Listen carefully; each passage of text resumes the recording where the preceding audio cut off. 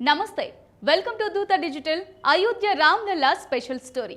రామ్లల్లా రామ్లల్లా రామ్లల్లా భారతదేశం నలుమూలలా వినిపిస్తున్న పేరిది. అయోధ్యలో భవ్య రామ మందిరం ప్రారంభోత్సవానికి కోట్లాది మంది హిందువులు ఎదురు చూస్తున్న వేళ భక్తుల్లో మరింత క్యూరియాసిటీ పెంచేలా రామ్లల్లా ఫోటో ఒకటి నెట్టింట వైరల్ అవుతోంది. కృష్ణశిలతో రూపొందించిన ఈ రామ్లల్లా విగ్రహం కనుల పండుగగా అద్భుతంగా ఉంది. దశాబ్దాల భారతీయుల కళ సాకారమైందని నెటిజన్లు కామెంట్లు పెడుతున్నారు. మరి ఆ రామ్లల్లా విగ్రహం ప్రత్యేకతలేంటో ఇప్పుడు తెలుసుకుందాం.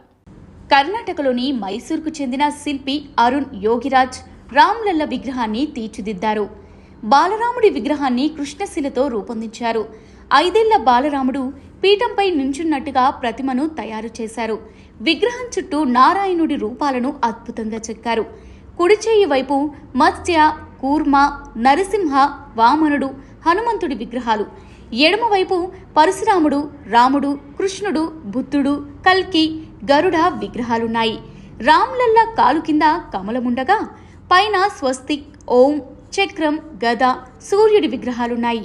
ఈ విగ్రహం మొత్తం బరువు 200 కిలోల వరకు ఉంటుంది.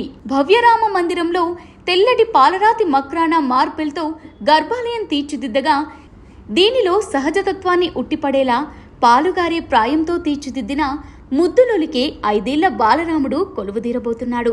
ఈ 5 ఏళ్ల బాలరాముడు విగ్రహాన్ని తయారు చేసేందుకు 3 శిల్పులు పోటీపడ్డారు.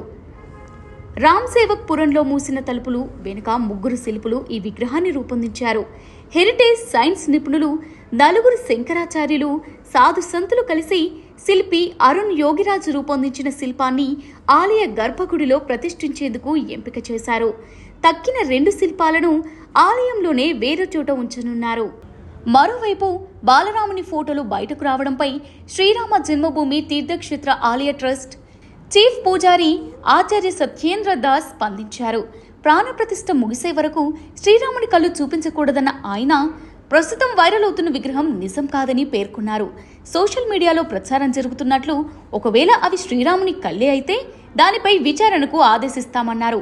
ఫోటోలు లీక్ అవడంపై సీరియస్ యాక్షన్ ఉంటుందని ఆచార్య సత్యేంద్ర దాస్ స్పష్టం చేశారు. ఇది ఇవాల్టి స్పెషల్ స్టోరీ. మరో స్పెషల్ స్టోరీతో మళ్ళీ కలుద్దాం. చూస్తూనే ఉండండి దూత డిజిటల్.